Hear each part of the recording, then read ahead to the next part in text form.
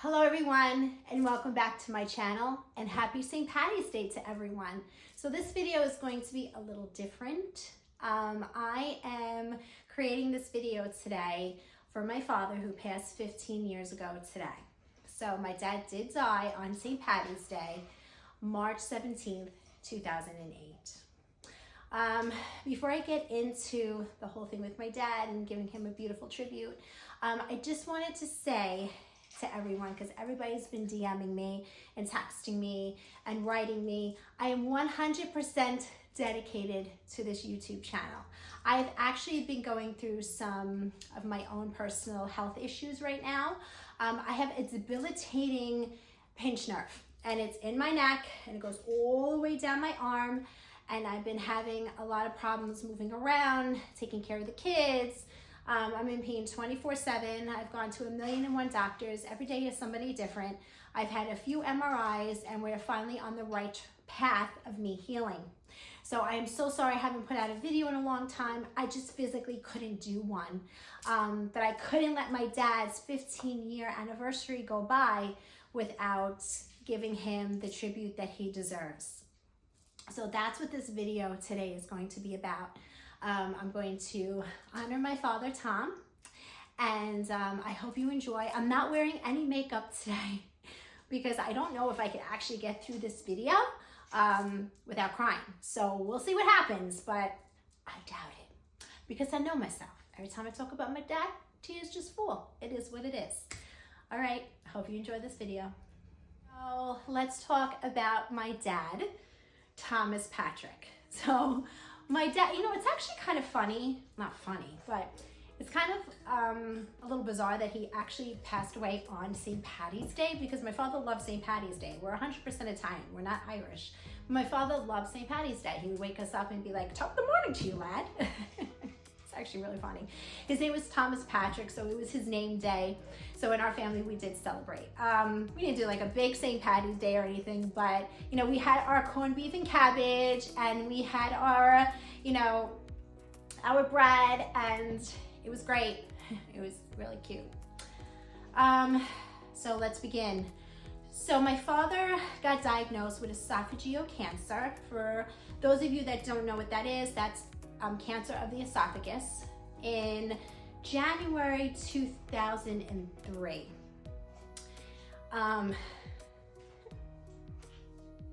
Sorry.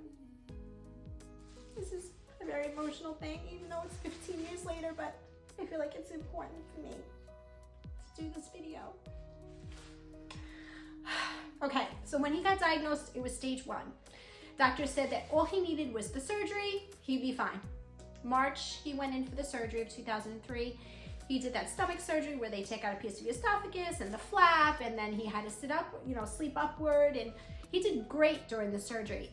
The surgery is no joke, ladies and gentlemen. I don't think any cancer surgery is no joke, but this one, you know, he suffered, but he was good. So he had the surgery March 2003, and they said he didn't need any chemo or radiation, that it was stage 1, it was contained, blah, blah, blah, blah, blah. May 2003, we get a phone call that they found the cancer in his lymph nodes, but it was too late at that time to do chemo. And I said to my mother, how did they miss that? Like, how does the doctors miss something like this? So I was a little annoyed by that. So my father did like holistic treatment to keep his cancer under control. And that actually worked for about 4 years. And then September 2007 is when it came back. And it came back with a vengeance. And they gave him 6 months to live. And my father winds up dying March 17th, 2008. I got married October 12th, 2008. So my dad did pass 7 months before my wedding, which was absolutely devastating.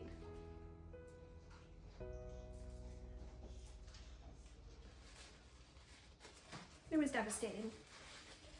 As a little girl, you always dream about the day that you're gonna get married. And, you know, your father walking you down the aisle. And I didn't have that. I had the most wonderful dad. It would have been such an honor for him to walk me down the aisle. But just he wasn't there. But my brother was, and I was very grateful for that he was there. I also said to myself that, you know, my father was so sick, and if he wasn't, you know, how would that be for my sister if he was there for me, walking me down the aisle, and then not there for her? That'd be so devastating for her, you know? So I felt like when he passed, that it was probably like fair for both of us, you know, that we both didn't have to we both went through that together, and one didn't have him than the other. Because I feel like that would have been even worse if I had him and not my sister, because the pain my sister would have went through was probably unbearable. But, you know, I was there for her, she was there for me, and we got through it together, you know, when she got married, you know, many years later. So my dad had, you know, an interesting cancer story. I'm not going to go into all of that with you guys, only because, you know, it is very painful. I'm just briefly going to share with you the last month of my father's cancer journey and what it was like. So basically, the cancer turned into pancreatic cancer, and it spread like wildfire. Once it was pancreatic cancer, it was literally, he went downhill so quick. Filled up with water, turned yellow because the pancreatic cancer went into the liver, and it blocked his bile duct. When we went to the hospital, they said they could do this procedure where they removed the tumor from the bile duct, and it would give him a few more months. So of course, it was up to my dad, and he opted for that procedure. Hindsight, of course, like I look back on it and wish he didn't do it, because he flatlined on the table in that procedure. We were never told by the hospital that this could happen. So when it did happen, we were completely in shock, and my mother was beyond devastated. We all knew how sick my father was, but to actually have that hit you like a reality check of how sick he was devastating. So he was in ICU for the last month of his life. We tried to have him come home and pass at home because those were his wishes, but he was so sick going through this procedure that he wanted that we couldn't do that. We couldn't bring him home. I know a lot of people, friends, family, you know, it's easier said than done, because it was his life, it was his decision. It was his decision to make. He was 100% conscious. It wasn't like he was unconscious and then we had to make those decisions. Like, he was asked, and that's what he wanted. So I want to make that clear, because for years and years and years and years and years and years, people comment about that still. So I want to make that clear that it was my father's decision. And when you're sick, you know, that's what he wanted. That's what we did. You know, he died a month later in ICU. We were all there. He winds up getting septic, turning septic, and then his kidneys failed. You hear Aria, she's just singing in the background. His kidneys failed, and then we took him off the machine. My brother and my husband and my uncle were there, and they watched him as he went. Me and my sister left the room, and I was actually with my friend Carrie and my mom, and we waited a little bit, and then I remember my girlfriend Carrie turned around and she said, "Gina, honey, I'm so sorry, but your dad's gone." And at that time, I didn't realize what that meant. Like, the gravity of that situation, like, that's heavy, you know? I remember thinking, like, oh my God, I don't have a dad anymore. I lost my best friend, like one of my best friends. I did everything with my dad. I went clothing shopping with my dad. We went out to lunch together. You know, we had a dog, Bachi, and we would take him to the groomers together and then go to lunch and, you know, go to the clothing stores. And he used to support me so much with my singing. He would be at all my pageants and all my shows. And then he was gone. I mean, we all knew he was sick. But when you're in that position of losing a loved one, you just never want to give up. So it doesn't matter what the outside noise is telling you, you're never gonna wanna give up on him or her. You just don't, because you don't wanna say goodbye, because death is permanent and it's hard. So, you know, when my father died, we were all devastated. I was a bride-to-be, and my brother and sister and I, we were young. We were in our 20s.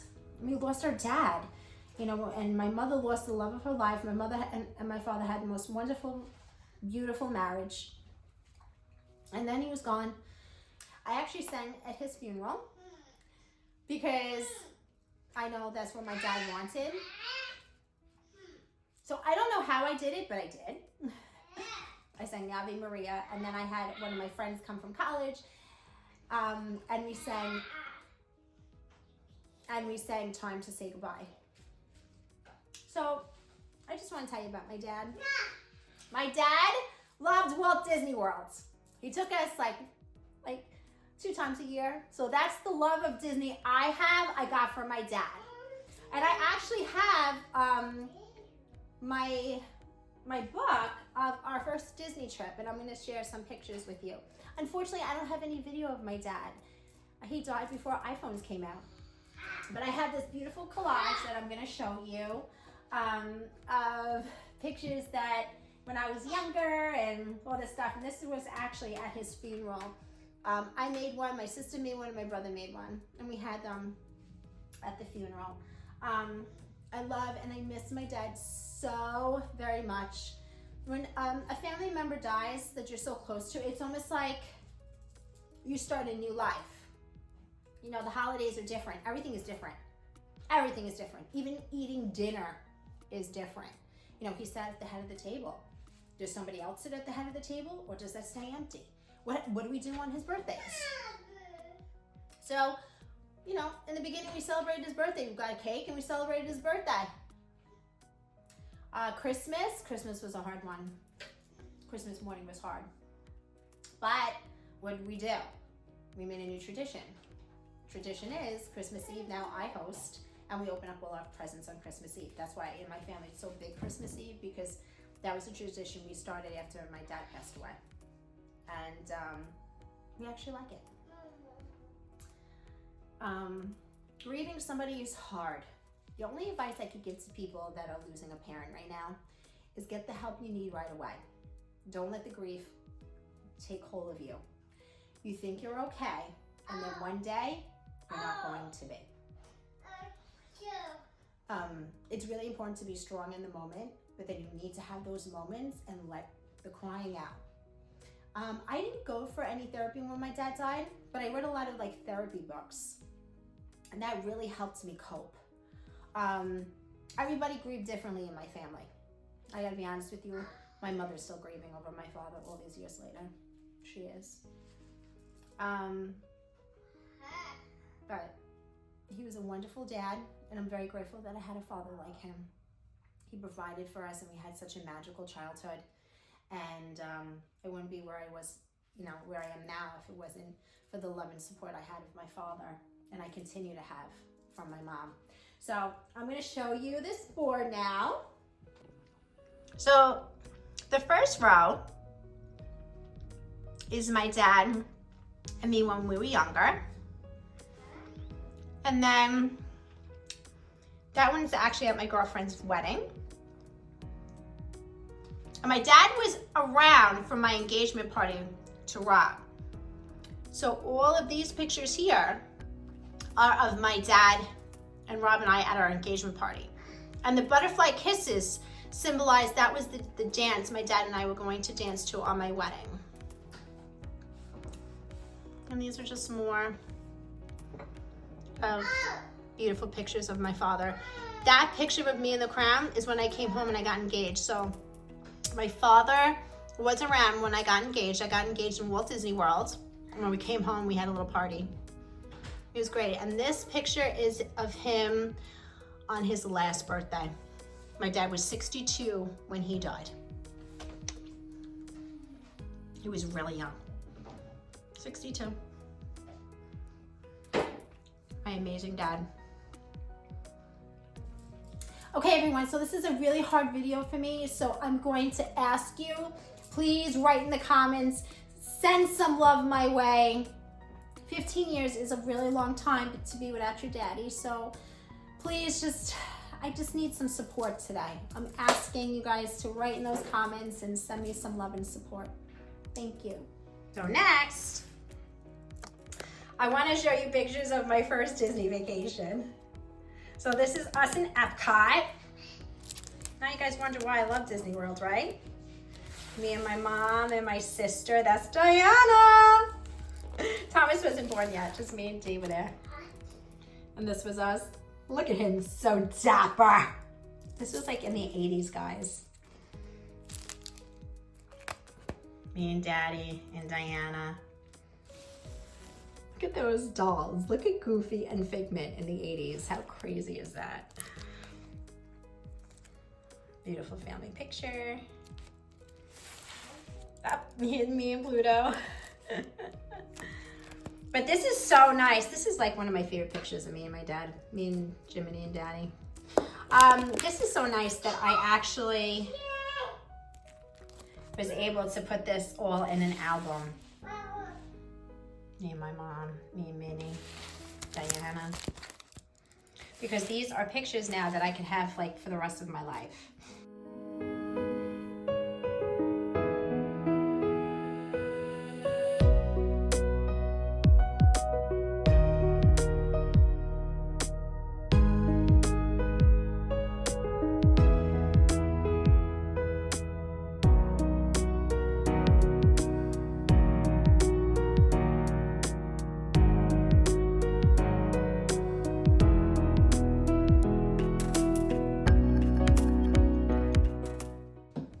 Okay guys, so in conclusion of this video, I am going to sing for my dad. The last time I sang for my dad was at his funeral. So my father had a bunch of favorite songs. So I'm just gonna sing a clip of one of his favorites because I just feel like the words are just so meaningful right now and I wanted to share it with you. So it's been 15 years, 2 children later, 15 years I'm gonna be married. A lot has happened. And I know he's looking down upon us and watching everything. I feel him around me every day. But what I would do to hug my father in person, ugh. So, you know, don't take the loved ones that we have here for granted. Hug and kiss them as much as you can because you never know when, you know, life is gonna be cut short. So here is one of my dad's favorite songs, The Wind Beneath My Wings. He loved the Bette Midler version. I'm just going to sing just like the end of it. I hope you enjoy. Keep in mind, it's been like 3 months since I sang because of this shoulder. So we'll see how I do. Let's go. Did I ever tell you you're my hero? You're everything, everything I wish I could be. On if I can fly higher than an eagle. 'Cause you are the wind beneath my wings. I love you, Daddy. We miss you. Okay, everyone, thank you so much for being there for me today. It just gave me an opportunity to vent on a very, very hard day. You know, March 17th, everybody parties, but unfortunately I cry because I miss my daddy. I guess I inspired Aria because she's inside singing right now. And I can't get her to stop. I mean, with a name like Aria, she should be singing, right? Like Aria means song, so do you hear her? She's singing. So anyway, don't forget to like, subscribe, and share this video and help me get to 1,000 subscribers. I'm going to try to put out a video every week, everyone. But if I can't because of my shoulder, it will be every other until my neck and shoulder heals and I feel like a human being again. So if you do want to see that journey and those doctor appointments, I mean, I would be more than happy to film it if you guys want to see it. So drop a comment and let me know if that's something you want to see or want to know more about. if anybody else is suffering with pinched nerves, if you would like to see that journey I'm going through, I would be more than happy to share it with you. All right, everyone, have a wonderful day. Have a safe St. Paddy's Day. And remember, no drinking and driving. Get an Uber. Have a wonderful day. Enjoy the holiday. Bye-bye. And as my dad would say, top of the morning to you, lad.